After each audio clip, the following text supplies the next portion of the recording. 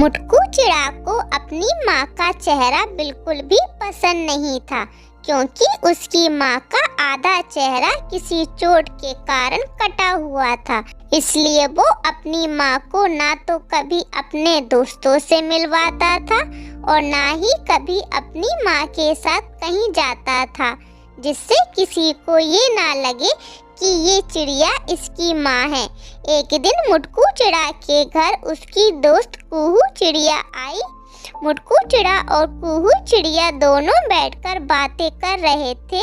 तभी नानू चिड़िया उन दोनों के पास आई और मुटकू चिड़ा से बोली, बेटा मैं तुम दोनों के लिए क्या ला दूं खाने के लिए?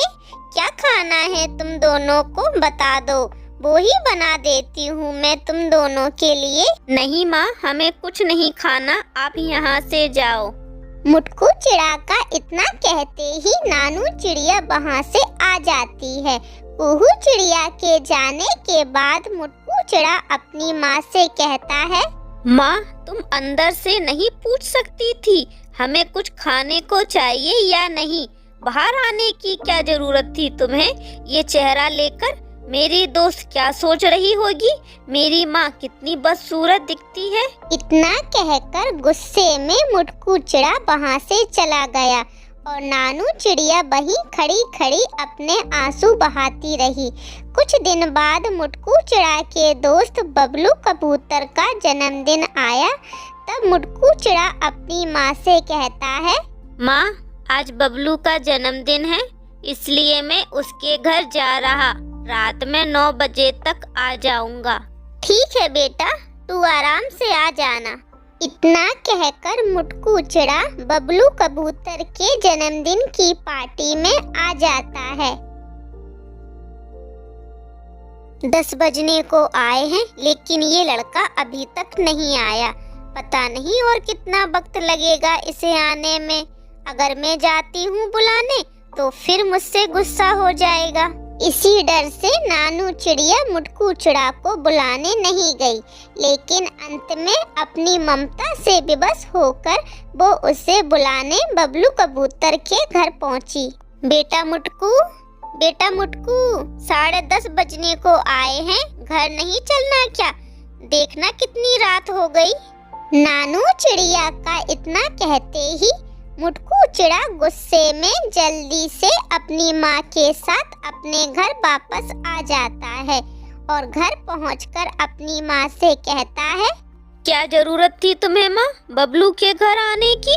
अगर थोड़ी देर से आ जाता तो मर थोड़ी ना जाता। आज मेरे सारे दोस्तों ने तुम्हारा चेहरा देख लिया, सब तरह तरह की बातें कर रहे होंगे। मैं अब घर से बाहर ही नहीं जाऊंगा और ना ही स्कूल जाऊंगा। नहीं बेटा, ऐसा मत करना, मुझसे बहुत बड़ी गलती हो गई। मैं दूसरों के घर जा जाकर काम तेरे लिए ही करती हूँ, जिससे तू पढ़ लिख कर बड़ा आदमी बन सके।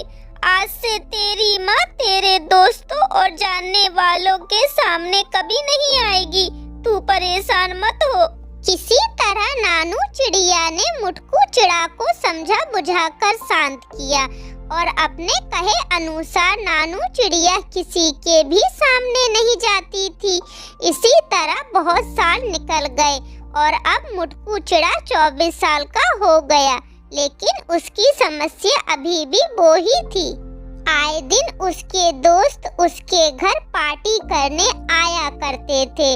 उनकी नजर उसकी माँ पर न पड़ जाए, इसलिए वो अपनी माँ को एक कमरे में बंद कर देता था और नानू चिड़िया कमरे में बैठी बैठी रोती रहती थी।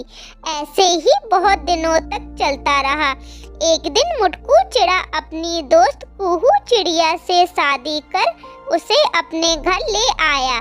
शादी के बाद कुहू चिड़िया भी उससे कहने लगी, तुम्हारी माँ की शक्ल अच्छी नहीं है, मुझे अच्छा नहीं लगता उनके साथ रहने में। दूसरे ही दिन मुटकू चिड़ा अपनी माँ को घर से निकाल देता है। नानू चिड़िया अपने पुराने घर में जाकर रहने लगी और बड़ी मुश्किल से अपनी जिंदगी गुजार रही थी। ऐसे ही कुछ महीने निकल गए। एक दिन अचानक नानू चिड़िया की एक बीमारी के कारण मृत्यु हो गई। जब मुटकू चिड़ा नानू चिड़िया के पास गया तो उसे नानू चिड़िया की लाश के पास से एक लेटर मिला जिसमें लिखा था, बेटा तू बचपन में मुझसे हमेशा पूछता था ना, माँ आपके चेहरे पर ये निशान क्यों है? और मैं तुझसे यही कहती थी, ये निशान मुझे जन्म से ही है। बेटा उस वक्त मैं तुझसे झूठ बोलती थी, लेकिन आज मैं तुझे इस निशान का सच बताना चाहती हूँ। जब तू साल भर का था, एक बंदर के साथ खेल रहा था। खेलते खेलते वो बंदर तुझे काटने ही वाला था। तुझे बचाते बचाते उस बंदर ने मेरे चेहरे पर काट लिया, जिससे मेरे चेहरे पर बहुत चोट आई। उसी दिन से मेरे चेहरे पर ये निशान है, इसलिए मैं बदसूरत दिखती हूँ। मैंने तुम पर कोई एहसान नहीं किया, लेकिन मैं तुम्हें एक बात जरूर कहना चाहती हूँ कि बेटा माँ बदसूरत तो हो सकती है, लेकिन माँ कभी बुरी नहीं हो सकती।